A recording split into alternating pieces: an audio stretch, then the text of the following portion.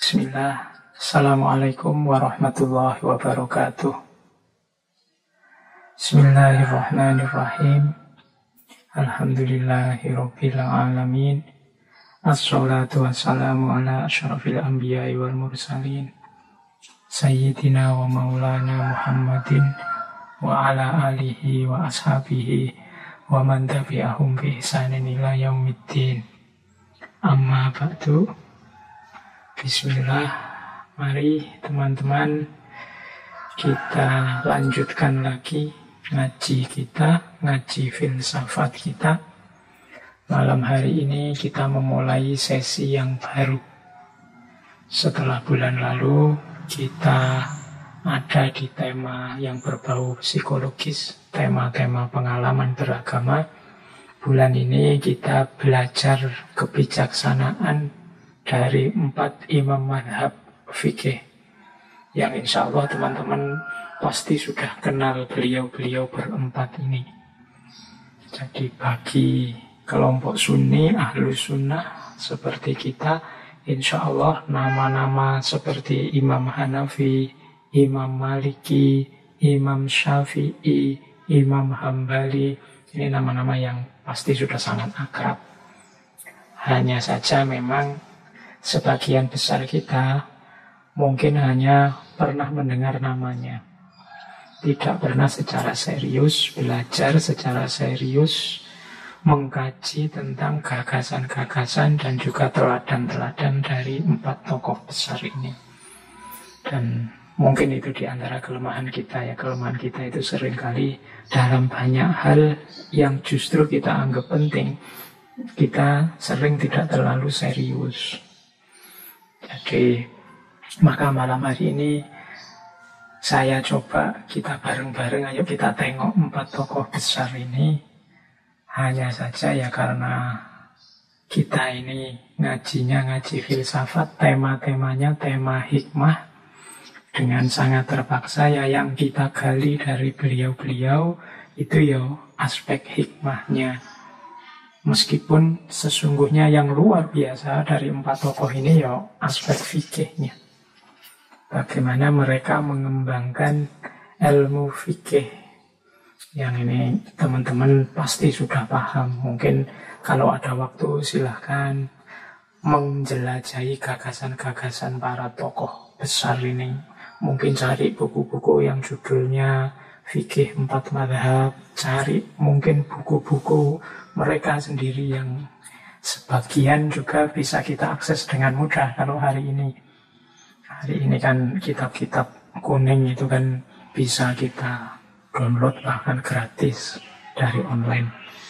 Ya mungkin problemnya problem bahasa, tapi kalau memang tidak males, kelihatannya terjemahannya juga ada. Ya mungkin memang problemnya males itu ya. Kita pinginnya langsung jadi, kalau pas butuh langsung ketemu, langsung bisa. Oke, baik. Malam hari ini kita awali dari tokoh awal.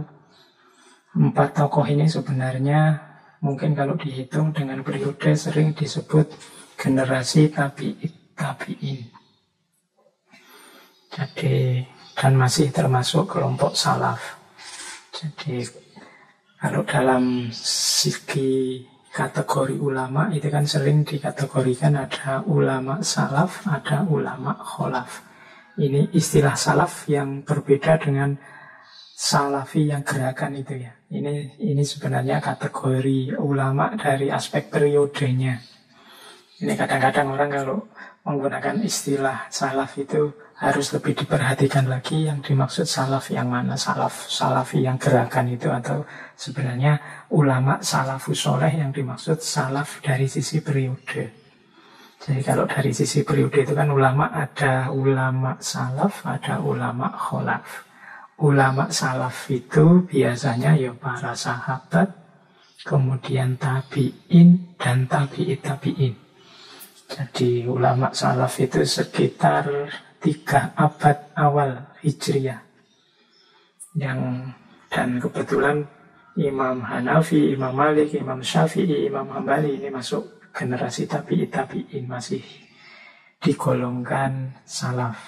Karena Imam Ahmad, Imam Hambali yang terakhir itu nanti meninggal tahun 241 Hijriah. Ini tahun 3 abad awal dari tahun Hijriah, dan berarti masih masuk generasi salaf. Setelah itu para ulamanya disebut para ulama kholaf. Ini sebenarnya periodisasi waktu saja. Yo pikirannya saling melanjutkan. Karena sumbernya juga sama. Meskipun cara beristimbat hukumnya nanti para imam ini ya punya metode sendiri-sendiri. Makanya mereka nanti punya mazhab sendiri-sendiri. Baik, kita berkenalan dulu malam hari ini dengan beliau, Imam Hanafi atau Imam Abu Hanifah. Beliau memang lebih dikenal dengan nama Abu Hanifah. Nama asli beliau adalah Nu'man bin Thabit bin Zuta bin Mahan bin At-Taimi. Beliau lahir di Kufah, Irak. Nanti meninggalnya di Baghdad. Ya, beliau nanti dikenal sebagai pendirinya fikih Hanafi. Ini Imam Hanafi ini dikenal sebagai tokoh pertama yang menyusun kitab fikih secara tertib sistematis.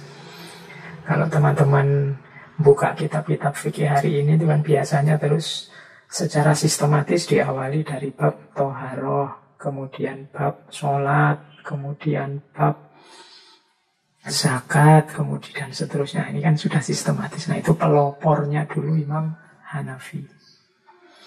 Jadi beliau termasuk tokoh besar fakih. Ya tidak perlu diragukan lagi kapasitas beliau, kemampuan beliau, keahlian beliau, khususnya dalam bidang fikih. Ya tadi beliau lahirnya di Kufah. Masih kalau dalam bahasa Arab beliau termasuk kelompok Ajam.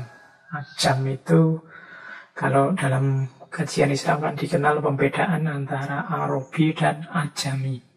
Ajam itu berarti bahasa ibunya, bukan bahasa Arab. Karena Imam Abu Hanifah ini kelahiran Kufah, masih dalam kelompok Persia. Nah, ini satu-satunya dari 4 imam mazhab yang ajami itu Imam Abu Hanifah. Ya, sebenarnya itu istilah lama. Dulu zaman periode Umayyah, istilah Arabi dan Ajami ini sering dipakai untuk melabeli orang-orang non-muslim yang jadi rivalnya Umayyah, khususnya orang-orang Persia. Jadi, cuma ya status Ajam ini tidak menghalangi seorang Imam Abu Hanifah untuk jadi tokoh besar yang punya pengikut banyak. Beliau ini putra seorang saudagar, pedagang,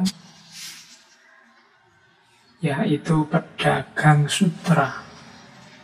Nah, beliau ini suka mengikuti ayahnya untuk berdagang sutra kemana-mana. Cuma beliau ini sejak muda dikenal cerdas.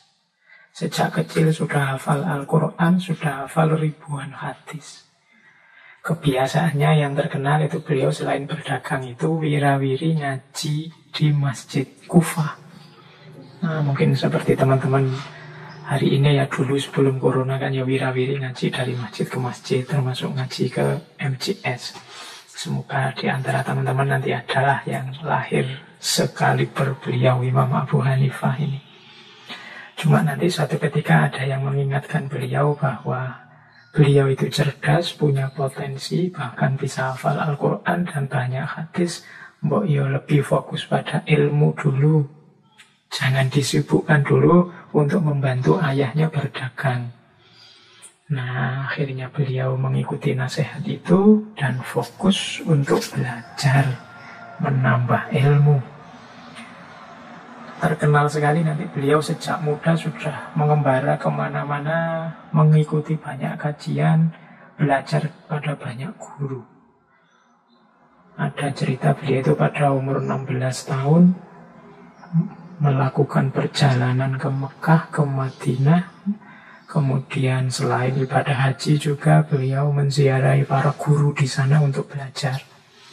Ada banyak tokoh yang beliau temui, misalnya Imam Malik bin Anas, Zaid bin Ali, Ja'far Shadiq, dan lain-lain dari kelompok sahabat dan juga kelompok tabi'in. Kegemaran beliau memang di bidang fikih. Bahkan ada yang meriwayatkan beliau ini kalau dihitung gurunya bisa ratusan.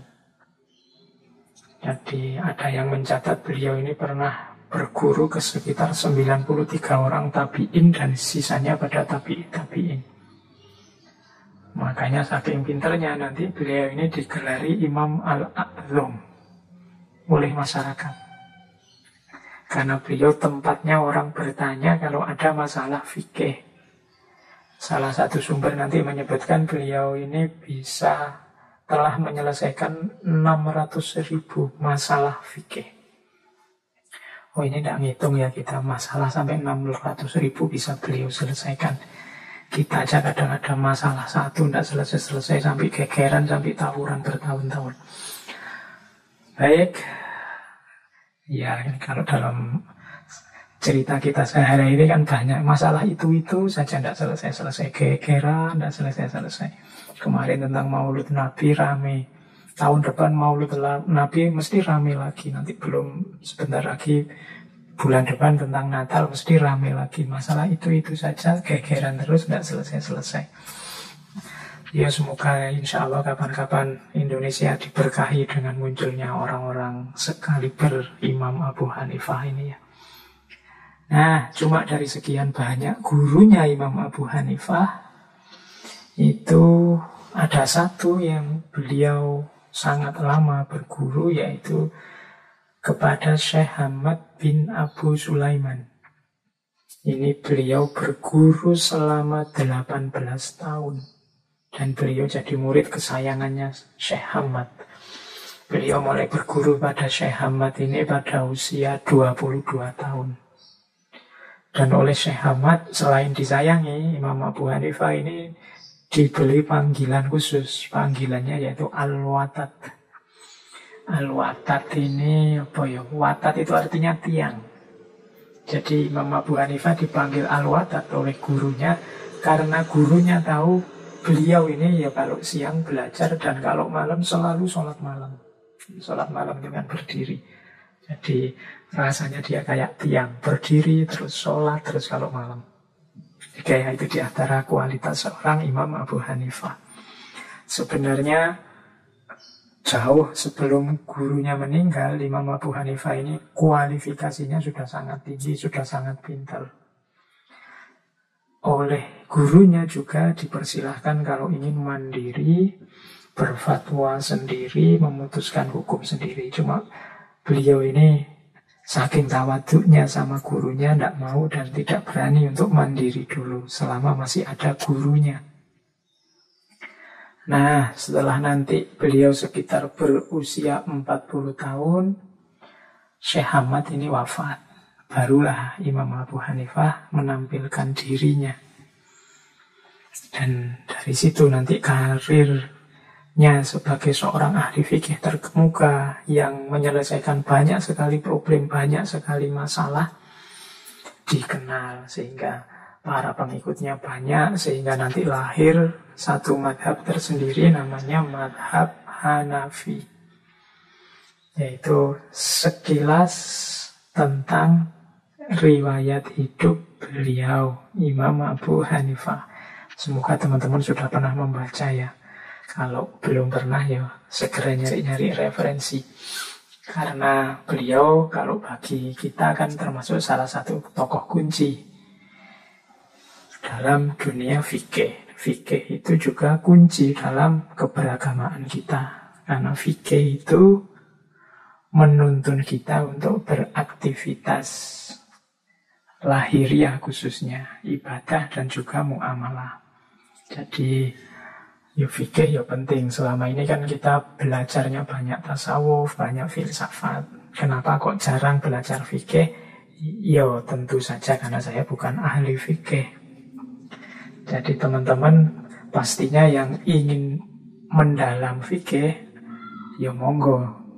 Cuma memang karena saya tidak ahli fikih, tidak bisa nuntun, tidak bisa memberi banyak masukan. Bahkan bulan ini kita belajar tokoh-tokoh besar, imam fikih pun tidak dalam konteks ilmu fikihnya yang luar biasa, namun kita membaca hikmah-hikmah, nasihat-nasihat dari beliau.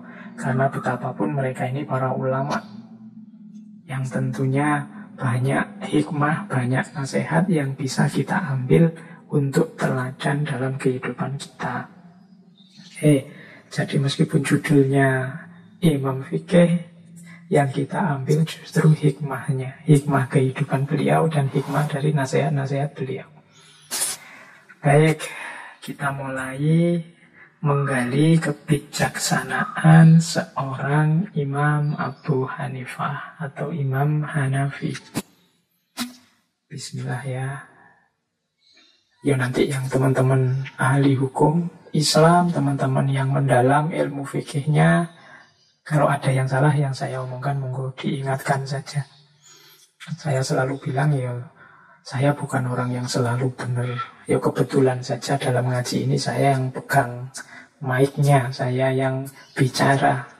Apalagi hari ini jarak jauh ngajinya, teman-teman tidak bisa intervensi langsung kalau tiba-tiba saya keliru.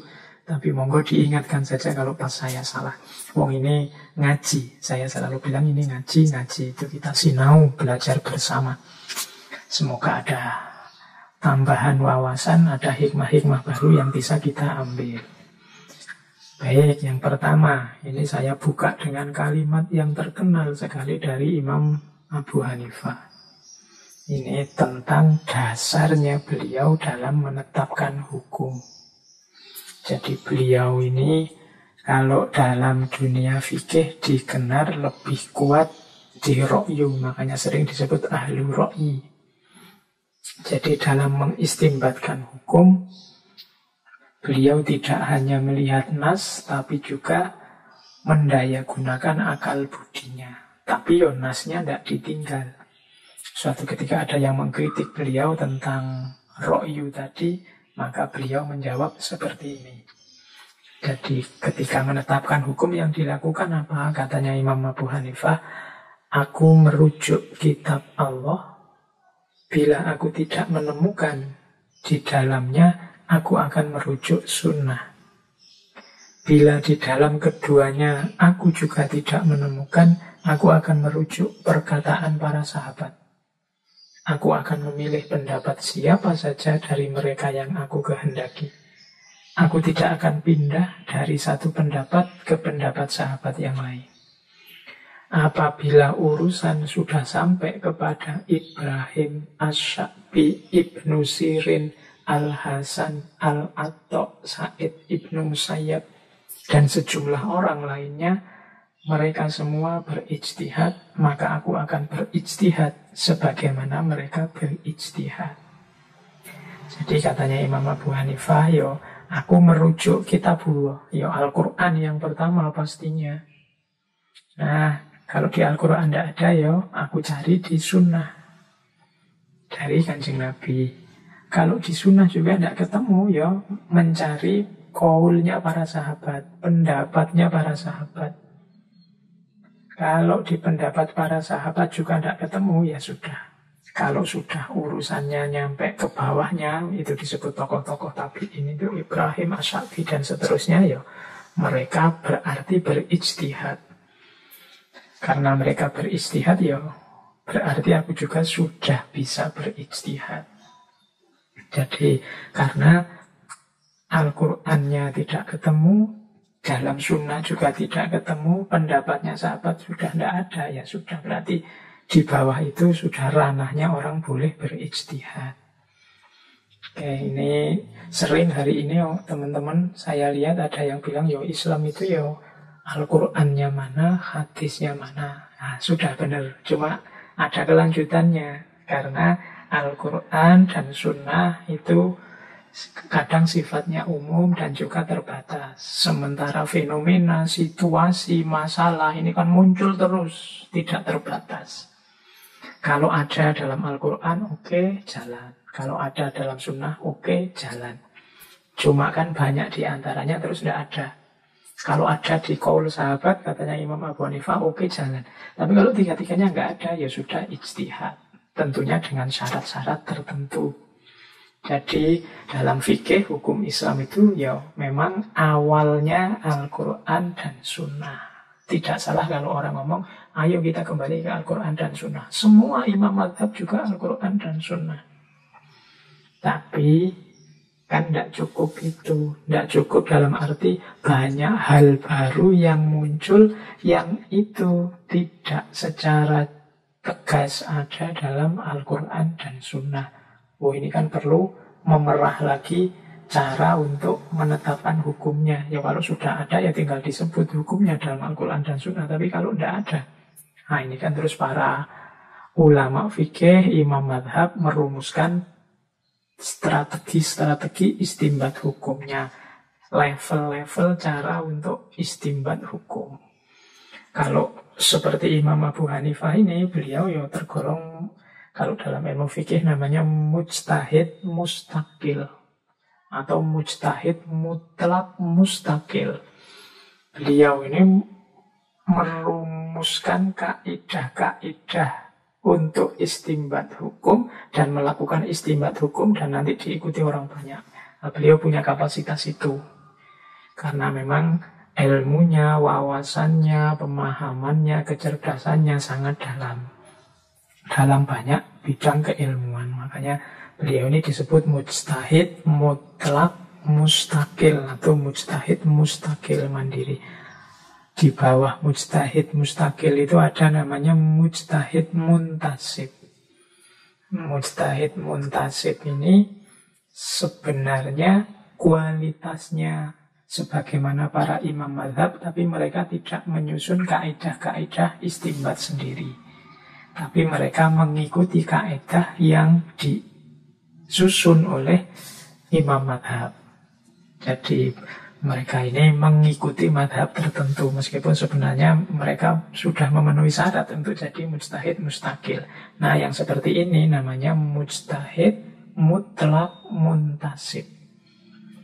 Kalau dalam madhabnya Imam Abu Hanifah nanti ada Abu Yusuf. Abu Yusuf ini muridnya yang sangat terkenal sekali. Sebenarnya kapasitasnya juga besar, luar biasa seperti gurunya. Syarat-syarat untuk berijtihad secara mustakil bisa, tapi beliau lebih memilih berijtihad dengan cara mengikuti kaidah-kaidahnya Imam Abu Hanifah.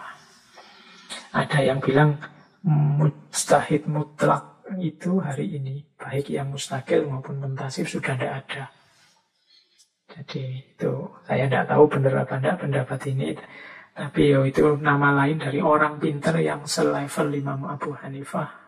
Itu hari ini tidak ada, atau sebut saja sulit sekali dicari. Ya semoga nanti pada satu masa ada lagi. Di bawah mujtahid muntasib nanti ada mujtahid muqayyad. Jadi kalau mujtahid muqayyad ini jadi jadi seorang mujtahid yang berijtihad dengan cara mengkiaskan pendapatnya imam madhab untuk menyelesaikan persoalan baru yang di madhab itu belum ada pendapatnya. Kalau tadi yang muntasib itu kan metodenya imam madhab dipakai untuk berijtihad. Nah kalau yang muqayyad ini bukan metodenya, tapi mereka ini mengkiaskan pendapat-pendapat yang sudah ada di madhab itu untuk menyelesaikan persoalan-persoalan baru yang muncul. Jadi mereka tidak menetapkan hukum sendiri secara langsung, tapi memutuskan hukum dengan cara berkias kepada pendapat yang sudah ada di satu mazhab. Mujtahid yang semacam ini namanya mujtahid muqayyad. Nanti ada namanya mujtahid tarjih. Kalau mujtahid tarjih ini mujtahid yang mampu mentarjih, jadi menilai dan mencari pendapat yang lebih kuat, pendapat yang kurang kuat, mana pendapat yang lemah. Ini mujtahid tarjih. Jadi dengan mentarjih nanti dia bisa milih, oh ini pendapat yang paling kuat. Ya kalau dalam mazhab Imam Syafi'i, di mazhab Syafi'i yang dikenal sebagai mujtahid tarjih, misalnya Imam Rafi'i atau Imam Nawawi. Nanti ada juga namanya mujtahid fatwa. Mujtahid fatwa ini orang yang menguasai pandangan-pandangan di satu mazhab dan bisa milih dan menentukan mana pendapat yang lebih kuat yang harus dipakai dan nanti dijadikan dasar untuk berfatwa. Jadi ini orang yang sangat ahli di satu mazhab sehingga punya kemampuan untuk memilih mana pendapat yang lebih kuat, dipilih kemudian dijadikan dasar untuk fatwa. Dan yang terakhir itu mungkin kita. Jadi bukan mujtahid tapi namanya muqallid. Karena ilmunya terbatas, yang bisa kita lakukan ya hanya mengikuti pendapat. Jadi kalau para ulamanya sudah memberi fatwa, memberi tahu hukumnya, ya kita ikuti saja. Wong yo kita tidak punya kemampuan tarjih, kita tidak punya kemampuan fatwa, bisanya cuma sami'na wa ata'na. Ya kalau orang seperti kita kan tidak mungkin mengistimbat hukum sendiri. Misalnya saya tak kembali ke Quran hadis sendiri langsung, itu tidak level apalagi saya ya. Jadi ilmu Al-Qurannya terbatas, ilmu hadisnya juga terbatas. Karena tidak bisalah kita memutuskan satu hukum, mengistimbat hukum hanya dari terjemahnya atau hanya dari artinya saja. Karena di balik teks itu kan ada rupa-rupa aspek yang harus kita gali. Oke, kembali. Wah, saya ngomongnya agak kemana-mana. Tidak apa-apa lah, nambah wawasan untuk teman-teman yang mungkin belum tahu. Tapi yang bagi sarjana atau mahasiswa syariah, mahasiswa fikih, insya Allah sudah akrab dengan yang saya sampaikan tadi. Nah, ada yang khas dari Imam Hanafi dalam istinbat hukum. Kalau yang Imam Syafi'i kan kita kenal, karena sebagian besar kita Syafi'i. Dasar istinbat hukum itu Al-Quran, Sunnah, Ijma', Qiyas. Kalau Imam Hanafi, yang populer dasar istinbat hukum dari beliau itu ada 6, yaitu Al-Quran, Sunnah, Qaul Sahabah, kemudian Qiyas, kemudian Istihsan, kemudian Urf.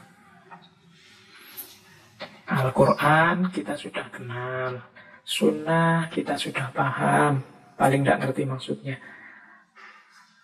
Qaul sahabah, ya berarti pendapatnya para sahabat. Jadi ini dasarnya untuk istinbat hukum.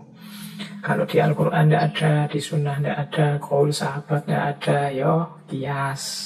Qiyas itu menghukumi sesuatu dengan menganalogikan dengan hukum yang lain yang setara atau mirip. Itu namanya qiyas. Kemudian ada istihsan. Nah ini yang unik, ada 2 ini, istihsan sama urf. Jadi istihsan itu kalau diartikan harafiah maksudnya menganggap baik atau mencari yang baik. Kalau dalam usul fikih istihsan itu meninggalkan satu hukum yang sudah ditetapkan, pindah ke hukum yang lain, ya berdasarkan dalil syarak tertentu dengan pertimbangan maslahat. Jadi pindah dari satu hukum ke hukum yang lain karena melihat ada maslahatnya. Ini namanya istihsan. Nah, istihsan ini diterima oleh Imam Hanafi. Kalau Imam Syafi'i kabarnya beliau tidak menerima istihsan, khawatir nanti orang terjebak dengan hawa nafsunya. Tapi kalau di Imam Abu Hanifah, kalau ada pertimbangan maslahat di situ, orang bisa melakukan istihsan. Jadi geser ke hukum yang lain, yang sama-sama sebenarnya dua-duanya ada dalilnya, tapi lebih milih ke yang kedua, ganti dari yang lama karena melihat ada maslahatnya. Biasanya yang dipakai contoh itu misalnya satu ketika Khalifah Umar tidak memotong tangannya pencuri. Padahal harusnya pencuri itu tangannya dipotong. Hukum asalnya kan memang fakto'u. Tapi Khalifah Umar dengan kecerdasan beliau, dengan kapasitas beliau memutuskan satu kasus pencurian dengan tidak potong tangan. Nah, ini kan geser dari ketetapannya Al-Quran dengan pendapatnya Khalifah Umar. Nah, Jadi kemudian ketika memang situasinya menuntut begitu, maslahatnya cocok, terus ada maling misalnya di tempat kita, yang ini kalau pakai hukum Islam dia harus dipotong tangan. Tapi kita milih pendapatnya Khalifah Umar tadi, karena melihat ada maslahatnya. Nah, ini namanya istihsan. Kasihan ini dia maling ini karena tetangganya pelit semua. Sudah berhari-hari dia tidak makan. Anak-anaknya nangis terus misalnya. Nah ini kan rasanya mungkin kurang bijaksana. Kalau ya memang tindakannya salah. Tapi kalau tiba-tiba dipotong tangan mungkin ke depan maslahatnya kurang. Karena dia tidak bisa bekerja lagi, tidak bisa menghidupi anak-anaknya lagi misalnya. Terus kita mengikuti pendapatnya Khalifah Umar. Ini namanya istihsan. Nah, ini kalau di Imam Abu Hanifah dijadikan dasar juga untuk istimbat hukum. Kalau di Imam Syafi'i istihsan tidak termasuk, seperti saya bilang tadi, karena mungkin beliau khawatir nanti orang-orang ngereng-ngereng sendiri, ngerancang sendiri hukum sesuai keinginannya, kepentingannya, dasar maslahatnya dikira-kira. Kadang-kadang manusia itu kan juga begitu, nyari silah, nyari trik. Ya dua-duanya bijaksana dengan pertimbangannya masing-masing. Satu lagi sumber hukum, dasar hukum yang diterima oleh Imam Hanafi, Imam Abu Hanifah adalah urf. Urf ini tradisi atau sering diartikan adat. Ternyata adat yang positif, yang baik, yang ma'ruf. Kenapa disebut ma'ruf? Ya karena dia sesuatu yang dikenal baik. Nah itu boleh dilanjutkan. Ya cuma memang syaratnya adat ini ya harus uruf yang sahih, bukan uruf yang fasid. Jadi tradisi yang positif, tradisi yang isinya ngaji, yang isinya sholawatan, yang isinya silaturahim, monggo dilanjutkan, tidak apa-apa. Itu meskipun mungkin dalilnya tidak ketemu, tapi dasarnya uruf, dasarnya adat. Asal bukan uruf yang fasid, yang isinya nabrak syarak. Jadi isinya nabrak hukum Islam yang jelas. Nah, itu uruf ini bedanya Imam Abu Hanifah dengan imam yang lain tentang dasar istimbat hukum. Jadi selain Al-Quran, juga sunnah. Kalau memang belum ketemu dasarnya dari Al-Quran dan sunnah, bisa qaulnya para sahabat. Kalau ternyata tidak ketemu juga, ya boleh menggunakan qiyas. Kalau masih mungkin, ya bisa istihsan. Uruf juga bisa. Kalau tidak nabrak Al-Quran, tidak nabrak sunnah, qaul sahabat. Istihsan juga begitu, asal tidak nabrak dasar-dasar hukum yang lain dan ada pertimbangan maslahat tadi. Oke, ini nanti ahli fikih yang bisa menjelaskan seperti apa porsinya Al-Quran, sunnah, qaul sahabat, qiyas, istihsan. Paling tidak sampai di titik ini semoga teman-teman semua sadar ternyata memfatwakan hukum itu tidak sesederhana kelihatannya. Makanya sedulur-sedulur semua, teman-teman semua ini yo hati-hati kalau memfatwakan sesuatu, apalagi dasarnya hanya copy paste, apalagi dari tiba-tiba buka Al-Quran terjemahan sendiri ketemu kata-kata apa terus disimpulkan sendiri tiba-tiba maksudnya apa. Tidak sesederhana itu. Oke, jadi termasuk mungkin ada yang hari ini mana Qurannya, mana sunnahnya. Yuk kadang-kadang di Qurannya tidak ada, di sunnahnya tidak ada, tapi dia uruf yang baik. Tapi dia istihsan, ada maslahat yang bisa diambil. Tapi dia dasarnya kias, dianalogikan dengan yang setara, yang sama. Atau mengikuti qaulnya sahabat. Nah, ternyata tidak sesederhana sekedar melihat terjemahan Al-Quran maupun sunnah. Baik, kita lanjutkan. Ini menurut Imam Abu Hanifah ya, bukan menurut saya.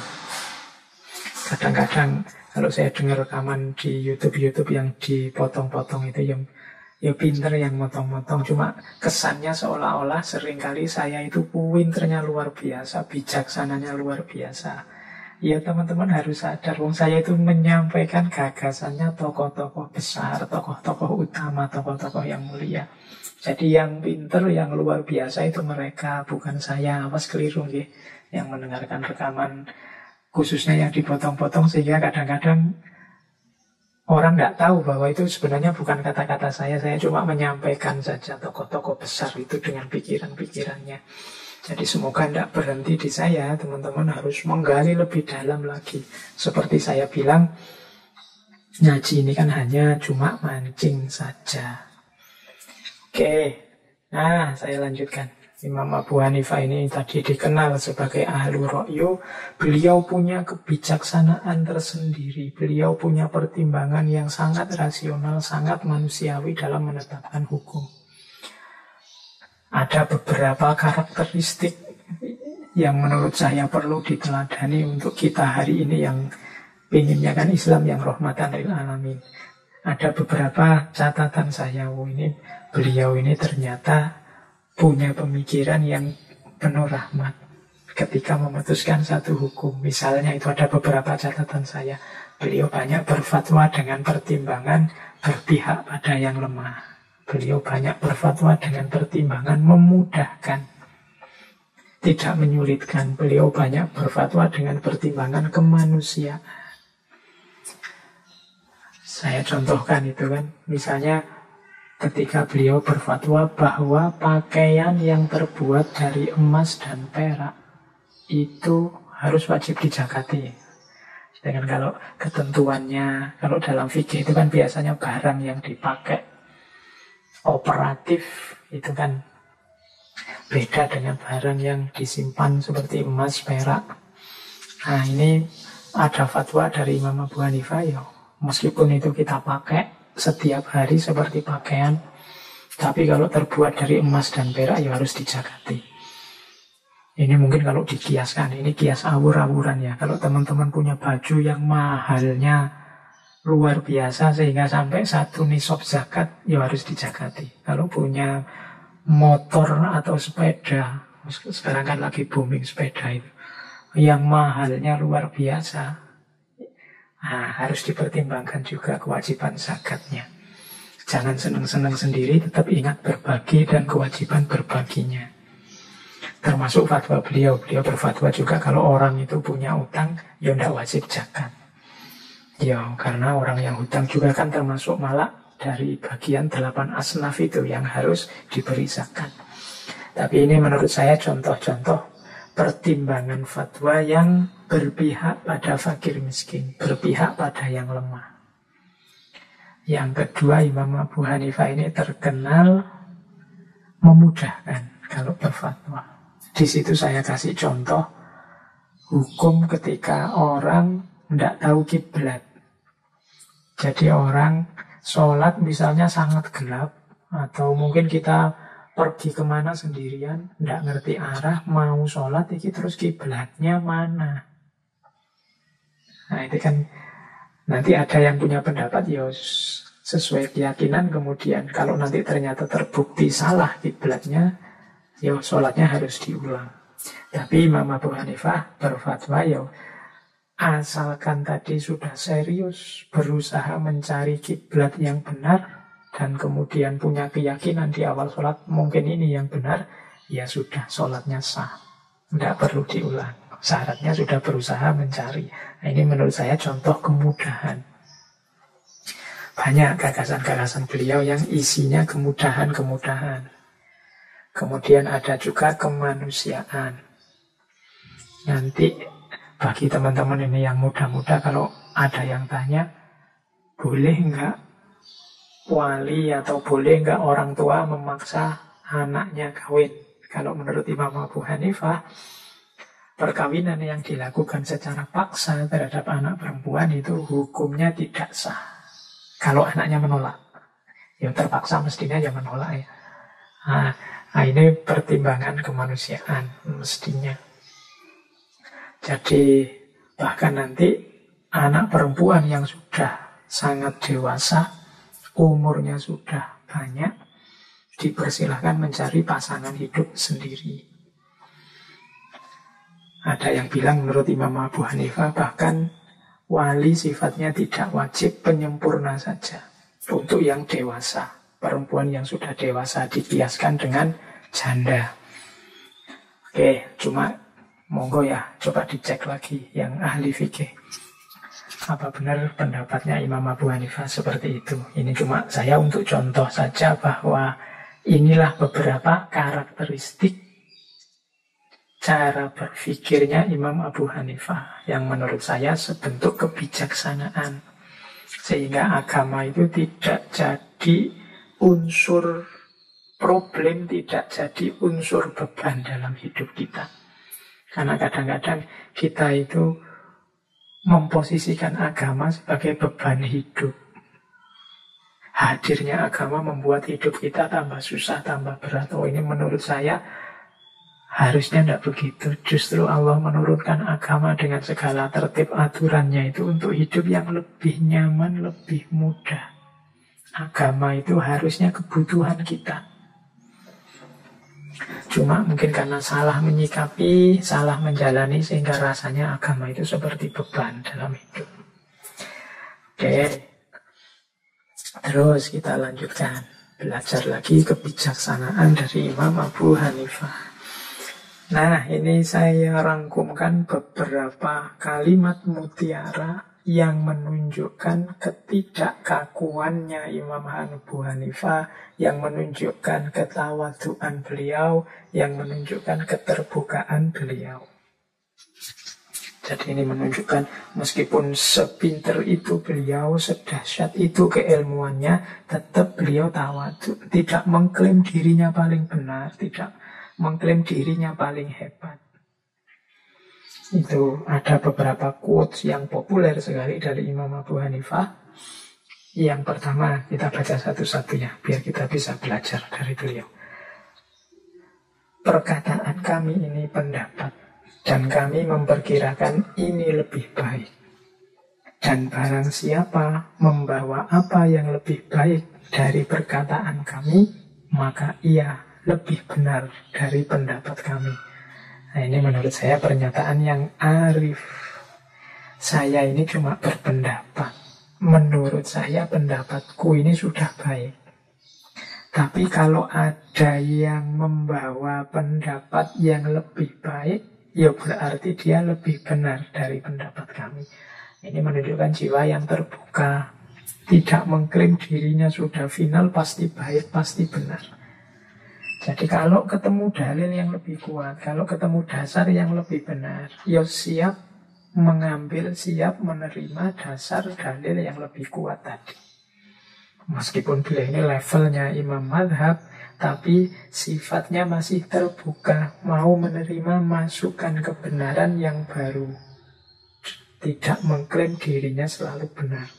Ini menurut saya perlu diteladani. Kadang-kadang kita itu ilmunya mau sidik baru ngerti 1-2 ayat, mengklaim dirinya sudah paham dan sangat paham tentang agama.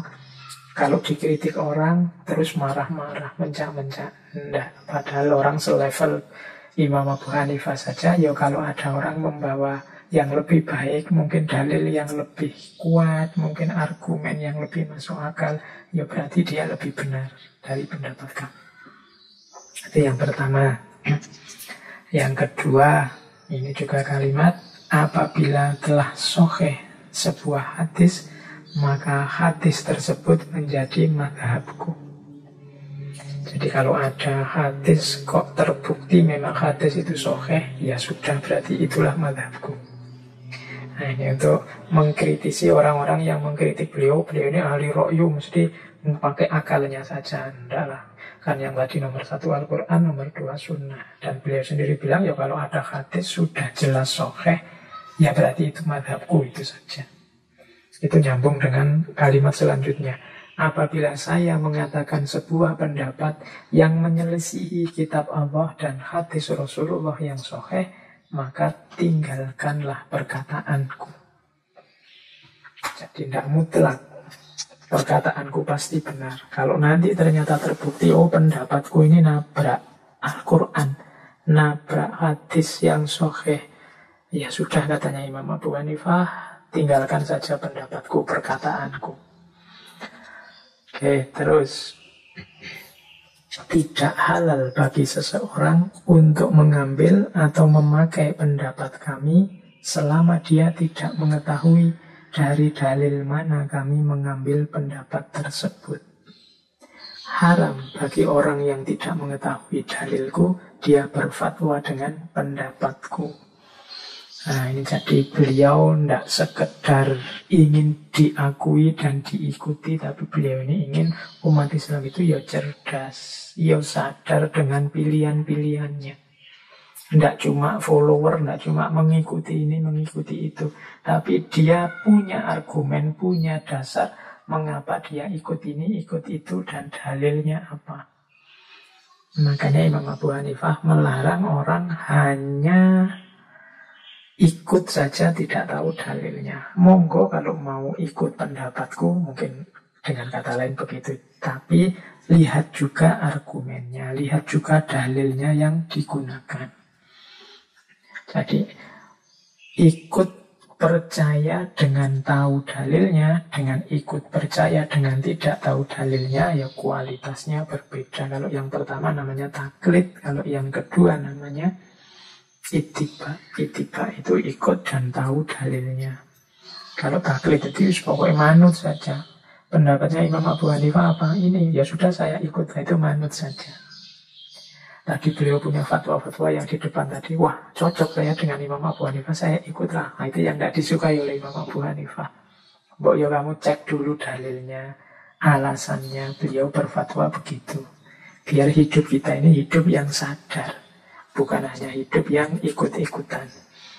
Dan yang terakhir, beliau menyatakan sesungguhnya kami adalah manusia biasa. Kami berpendapat pada hari ini, dan kami rujuk atau kami batalkan pendapat tersebut pada pagi harinya. Atau esok harinya mungkin, maksudnya begitu. Jadi ini kesadaran yang tinggi dari Imam Abu Hanifah bahwa ya kita ini manusia. Kita punya keterbatasan-keterbatasan. Sepinter apapun kita tidak tahu segalanya. Termasuk dalam agama. Maka sangat mungkin saat ini menurut kita yang benar adalah A, tapi besok ketemu dalil baru, ketemu data baru, ternyata yang benar adalah B. Ya kalau bertemu situasi semacam itu, ya jangan ragu-ragu untuk rujuk atau membatalkan kemarin yang terlanjur ngomong A. Tidak perlu gengsi dalam kebenaran dan kebaikan. Akuilah kalau memang ada yang lebih benar dan ada yang lebih baik. Tidak harus, tapi aliranku kan pendapatnya ini. Pokoknya tetap ikut aliranku. Itu sering jadi bloknya, sering jadi penghalangnya kita menemukan kebenaran. Maka ya sudah, diakui saja. Kita semua ini manusia, kadang-kadang keliru.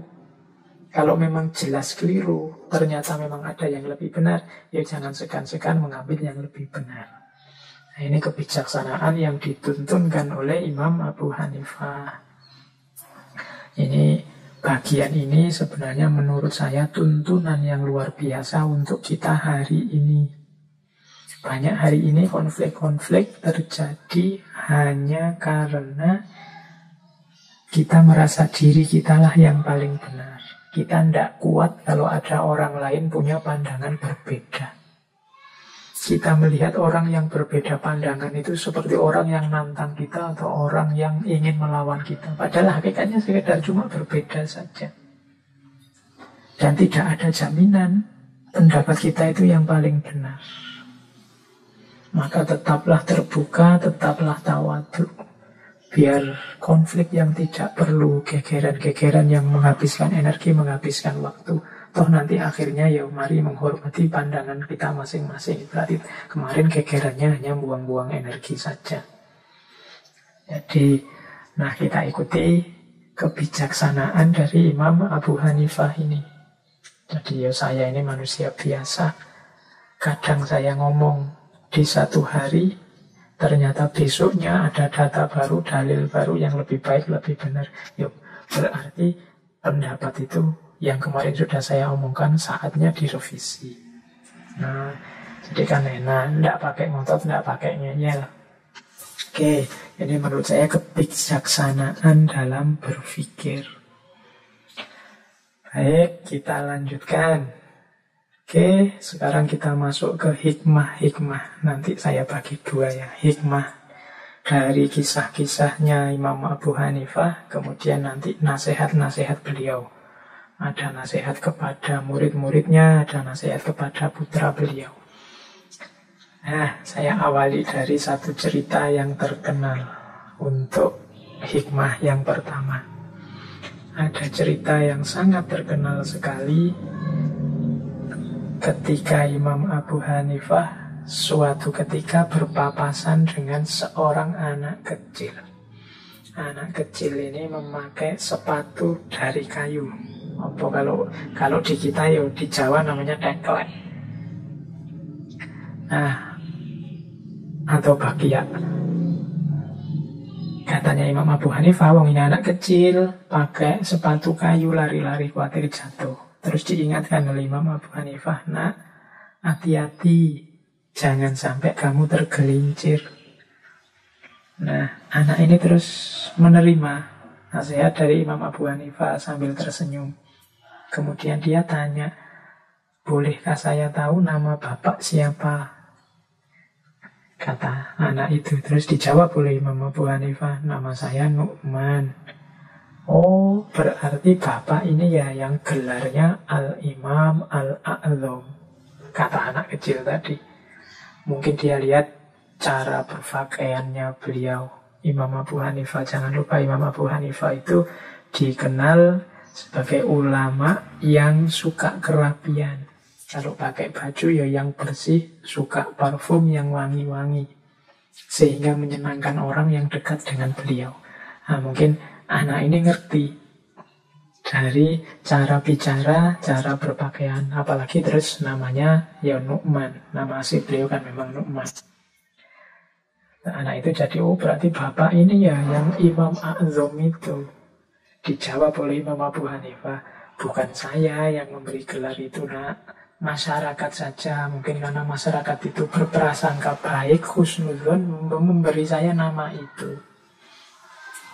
Terus anak itu bilang begini, ini mungkin dapat ilham langsung dari Allah atau bagaimana, saya tidak tahu. Tiba-tiba dari mulut anak ini keluar kata-kata, wahai imam, hati-hatilah dengan gelar bapak. Jangan sampai bapak tergelincir ke neraka karena gelar. Sepatu saya ini mungkin hanya menggelincirkan saya di dunia, tapi gelar bapak dapat menjerumuskan bapak ke dalam api neraka yang kekal jika kesombongan dan keangkuhan menyertainya. Wah, sampai di titik itu terus Imam Abu Hanifah menangis dan sekaligus bersyukur, berterima kasih atas nasihat dari anak kecil. Ini ada beberapa hikmah dari cerita ini. Yang jelas yang pertama adalah kebaikan, nasihat itu bisa datang dari mana saja. Tergantung kita ini terbuka apa tidak. Tergantung kita ini bisa tawaduk menerima masukan atau tidak. Kalau kita tidak terbuka, tidak tawaduk, mungkin respon terhadap kata-kata anak kecil tadi berbeda. Mungkin kalau kita, mungkin saya atau teman-teman, mungkin kalau ada anak kecil cerewet kayak gitu ya paling dicuekin. Atau kita tanggapi, alah, cah cilik kayak ngerti apa. Alah, anak kecil saja ngomongnya tidak jelas, misalnya ngomong apa toh, dia sendiri paling ya tidak paham ya, tanggapan-tanggapan kita itu. Tapi kalau Imam Abu Hanifah, meskipun hanya dari seorang anak kecil, teguran itu diterima, bahkan beliau sampai menangis. Itu hikmah yang pertama. Hikmah yang kedua ya tentunya isi nasihatnya. Jadi memang kadang-kadang pujian, penghormatan, penghargaan itu rasanya memang menyenangkan. Tapi kalau kita tidak hati-hati, semua itu nanti justru akan jadi sumber yang mencelakakan kita. Jadi kalau kita tidak hati-hati menyikapinya, terus kita merasa besar, kita merasa penting, kita merasa luar biasa, kita merasa lebih dari yang lain dan lain sebagainya, maka keutamaan-keutamaan tadi, kebaikan-kebaikan yang dipuji orang tadi justru akan berbalik menjadi sesuatu yang mencelakakan kita, khususnya nanti di akhirat. Maka anak kecil tadi mengingatkan, kalau cuma teklek atau bahagia ini yang membuat saya jatuh, ya paling kaki saya sakit sementara cuma itu aja. Tapi kalau kesombongan, kalau keangkuhan menyertai kesuksesan, menyertai gelar-gelar pujian-pujian, dia bisa jadi akan menyerumuskan dalam kesengsaraan selamanya di neraka. Nah, ini nasihat dari anak kecil. Makanya hati-hati, karena kadang-kadang kita itu tidak waspada dalam situasi nyaman, dalam situasi mendapat kenikmatan. Kalau sedang susah, kesulitan, dapat masalah, itu biasanya kita lebih waspada, lebih spiritualitasnya lebih hidup. Tapi begitu senang, begitu nyaman, begitu dapat kenikmatan, biasanya lupa sudah sama yang di atas. Merasa kesuksesan itu milik kita, merasa keberhasilan itu karya kita, merasa panggilan-panggilan besar, merasa sebutan-sebutan dan pujian itu adalah hak kita. Kita lupa bahwa apapun kenikmatan, apapun keberhasilan, apapun kesuksesan itu hakikatnya adalah alhamdulillah. Yang layak dipuji, yang berhak atas segala terima kasih hanya Allah saja. Jadi itu hikmah yang pertama tentang jangan sombong, hati-hati dengan keberhasilan dan kesuksesan. Jangan sampai kenikmatan, kebahagiaan yang hari ini kita rasakan pada akhirnya justru berbalik menjadi unsur yang mencelakakan kita. Oke, ini yang pertama. Terus kita lanjutkan ke hikmah yang kedua.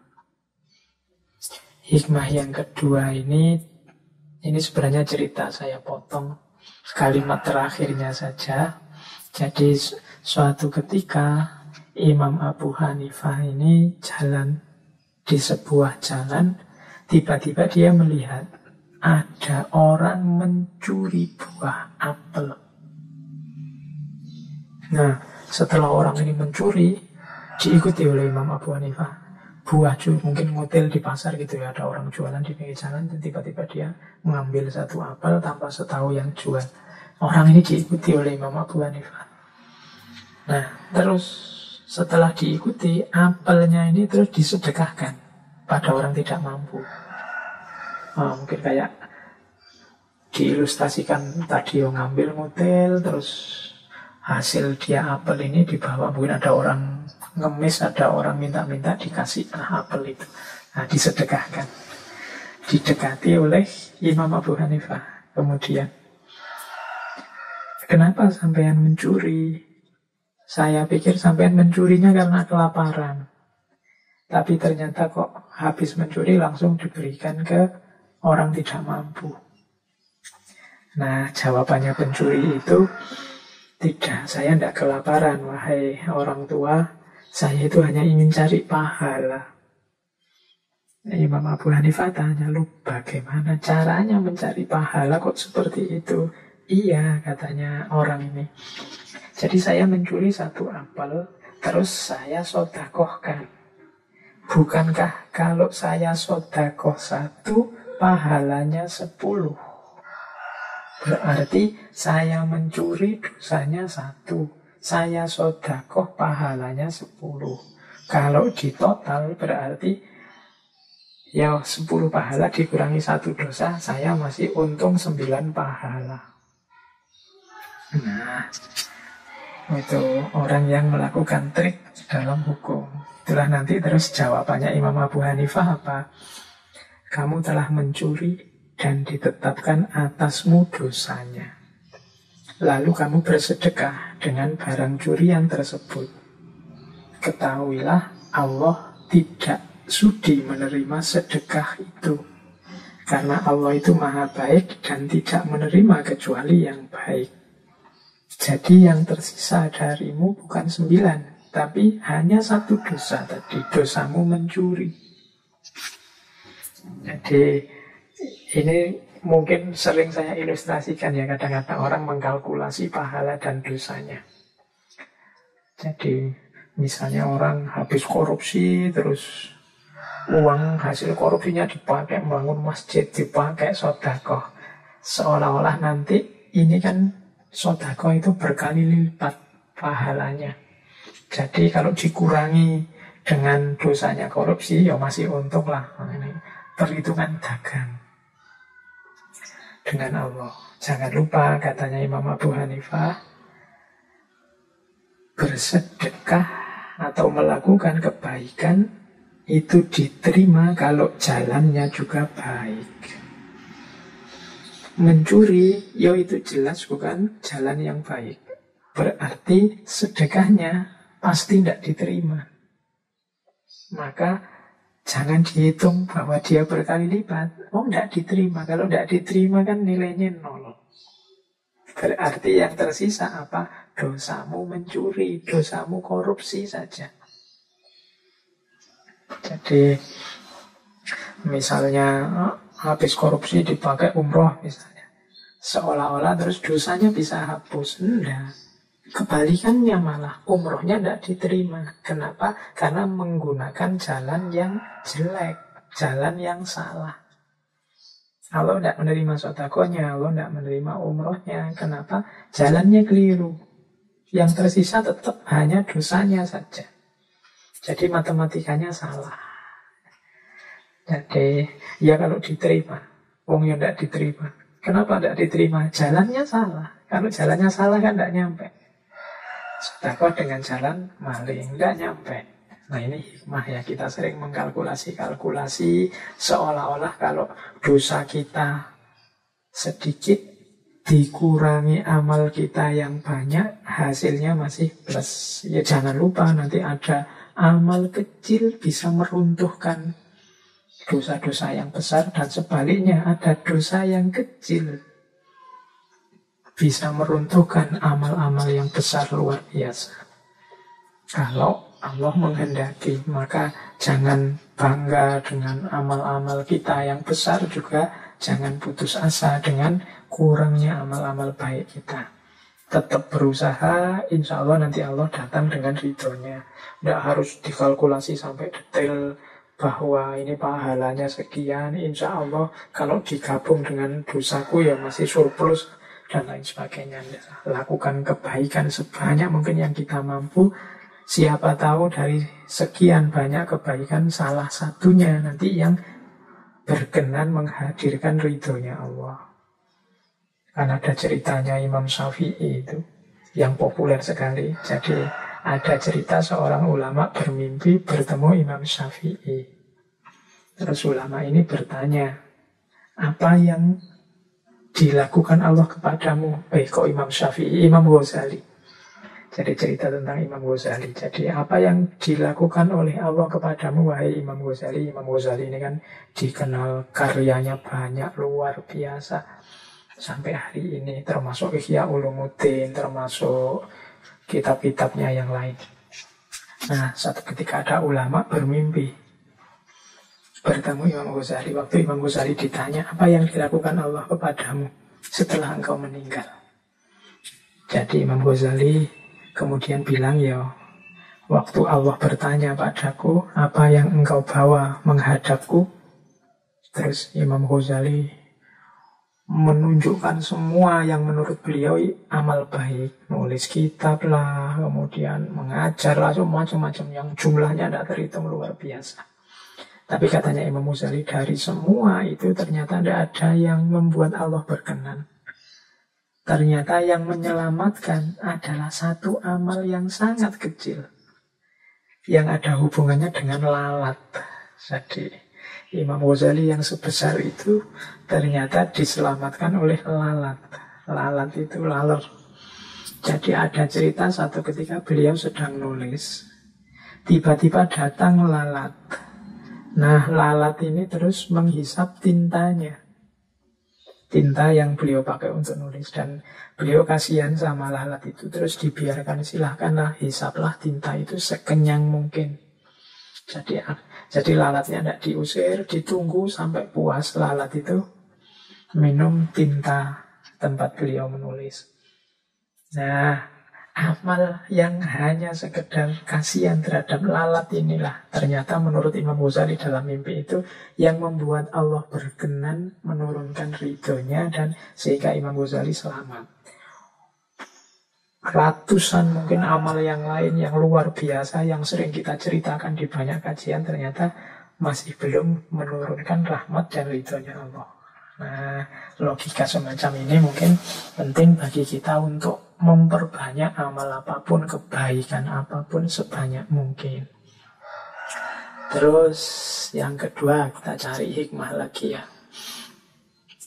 Selanjutnya ada cerita tentang Imam Abu Hanifah. Jadi satu ketika Imam Abu Hanifah ini mendengar orang memujinya. Ya karena beliau orang besar, pengagumnya banyak, pengikutnya banyak. Banyak orang memujinya. Cirinya Imam Abu Hanifah itu kalau dipuji orang, dia akan melakukan lebih dari itu. Jadi kalau ada orang misalnya, wah Imam Abu Hanifah itu kalau malam dia sholat sekian puluh rakaat, tidak pernah putus. Ketika beliau mendengar ini, besoknya beliau akan sholat malam lebih banyak dari itu.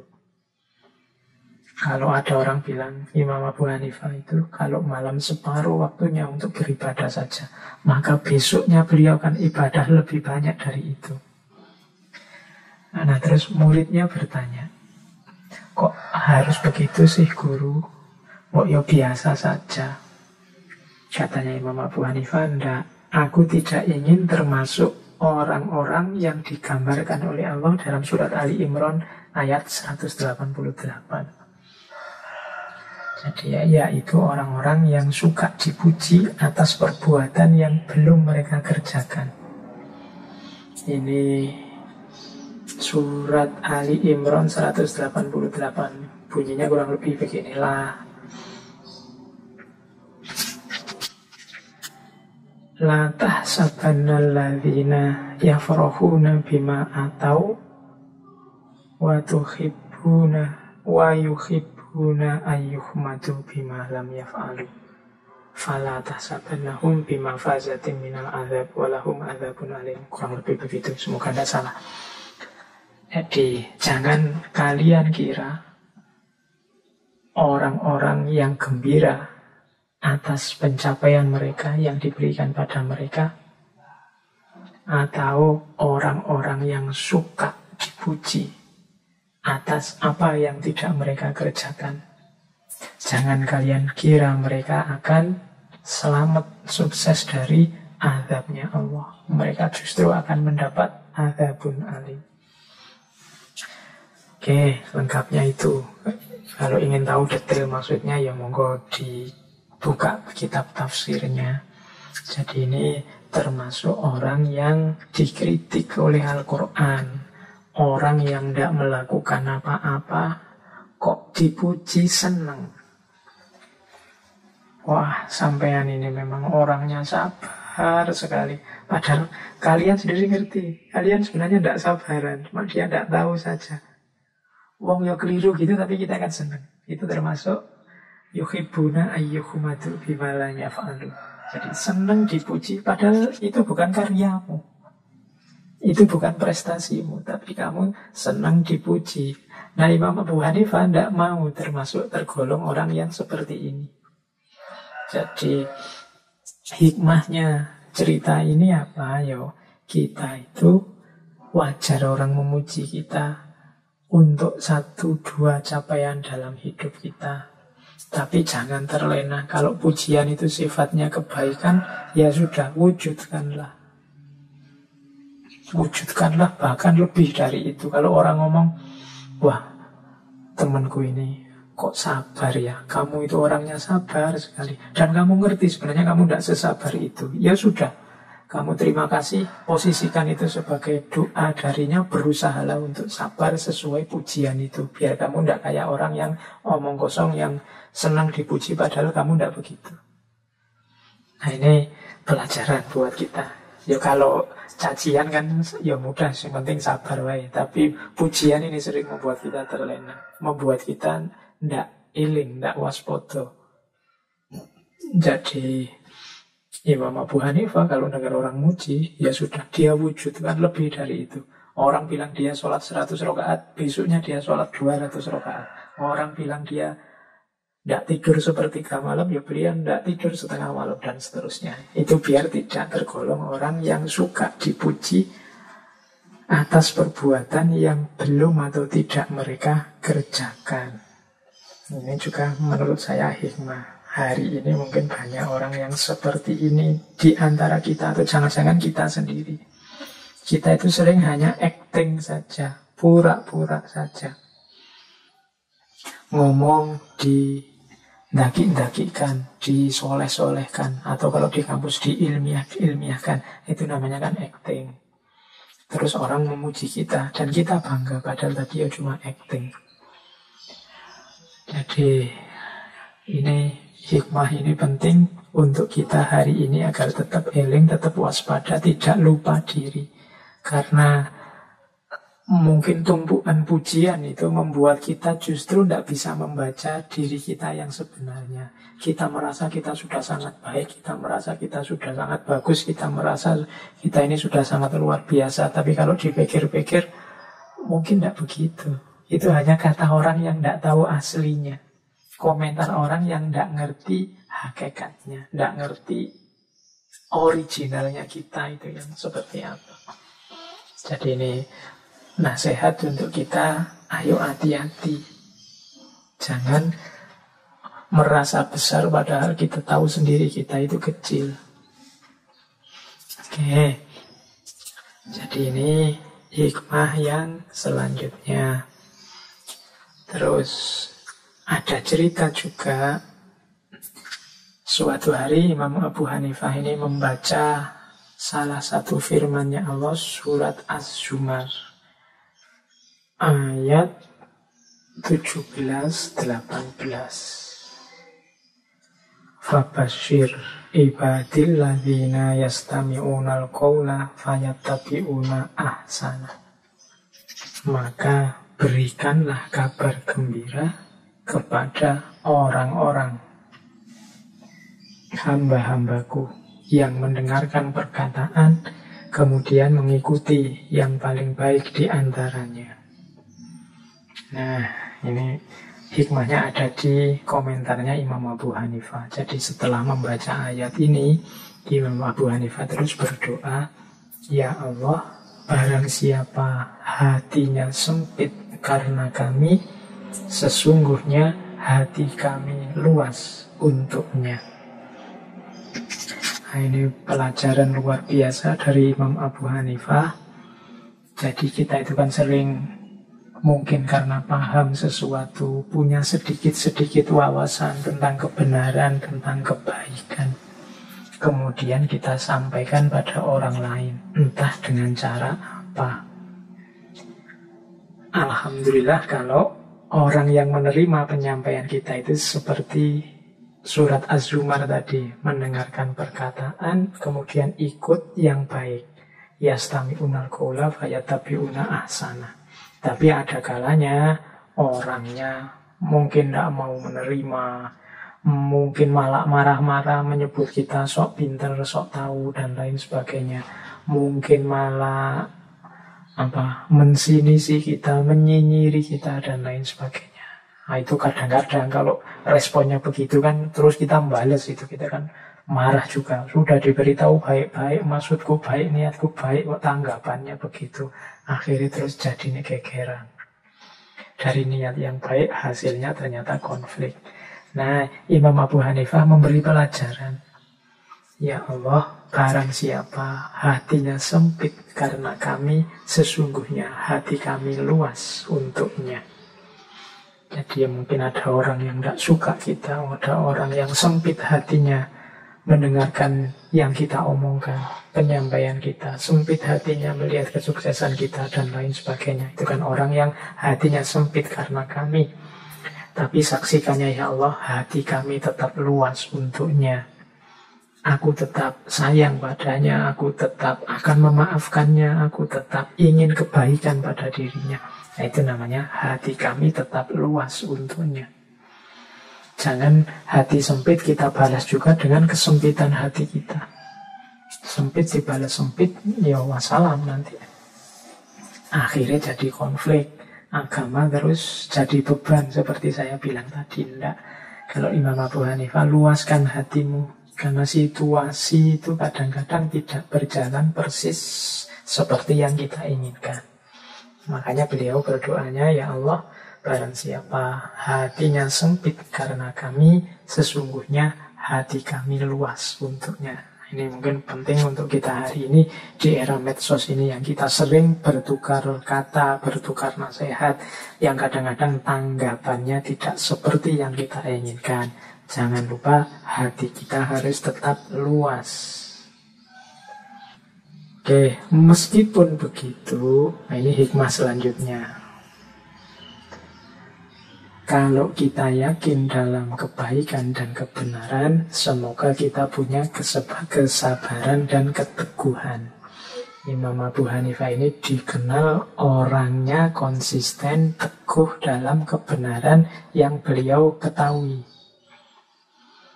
Nah, ada cerita, suatu hari beliau ini ada di Masjid Al-Khaif. Saat beliau di masjid itu, ada orang datang ke beliau bertanya tentang sesuatu. Beliau pun menjawab sesuai kebenaran yang beliau yakini. Nah, setelah beliau jawab, tiba-tiba ada orang bilang, kok jawabannya begitu, wahai imam? Padahal Al-Hasan berkata begini, tidak sama dengan yang sampean jawab. Abu Hanifah jawab, Al-Hasan keliru menurut saya. Nah, setelah beliau ngomong gitu, tidak lama terus datang orang, marah-marah. Ini ceritanya wajahnya ditutupi. Memaki-maki Imam Abu Hanifah, wahai anak pezina, berani-beraninya engkau bilang Al-Hasan keliru. Setelah marah-marah, setelah maki-maki, terus dia pergi. Nah, ceritanya Imam Abu Hanifah ini ndak kaget, wajahnya biasa saja meskipun diteriaki orang, dimaki orang. Jadi setelah orangnya pergi, Imam Abu Hanifah bicara lagi, menegaskan lagi keyakinannya. Demi Allah, menurutku Al-Hasan keliru. Yang benar Ibnu Mas'ud.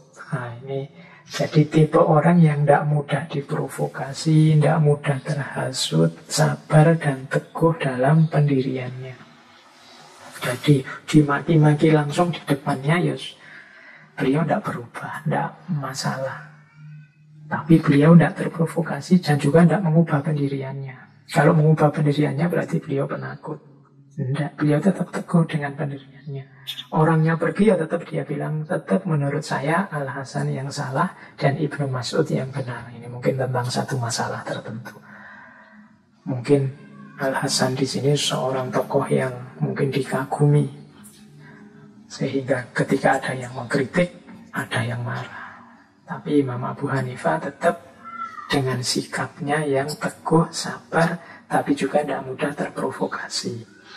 Ini juga menurut saya pelajaran yang penting dalam kita menjalani hidup hari ini, yang berseliweran caci maki, tidak sekedar kritik, berseliweran kritikan-kritikan pedas, kadang tidak mengarah, kritik yang tidak mencerdaskan, tapi kritik yang menghancurkan. Nah, itu sikap-sikap seperti yang dilakukan oleh Imam Abu Hanifah ini menurut saya penting bagi kita untuk dipedomani.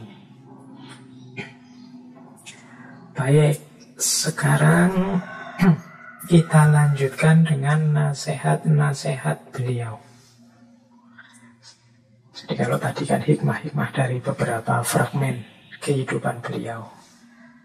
Sekarang kita lanjutkan dengan nasihat-nasihat beliau. Yang pertama, ini nasihat beliau kepada murid utama beliau, Yusuf bin Khalid As-Simani. Ini nasihat kepada Yusuf bin Khalid As-Simani saat muridnya ini akan terjun mengabdi ke tengah masyarakat. Ya, nasihatnya panjang, sebenarnya saya potong beberapa saja untuk menggambarkan bagaimana cara menghadapi masyarakat yang dinasihatkan oleh Imam Abu Hanifah kepada Yusuf bin Khalid. Katanya Imam Abu Hanifah antara lain begini: jika engkau salah dalam berinteraksi dengan masyarakat, mereka akan menjadi musuhmu, sekalipun mereka adalah bapak dan ibumu.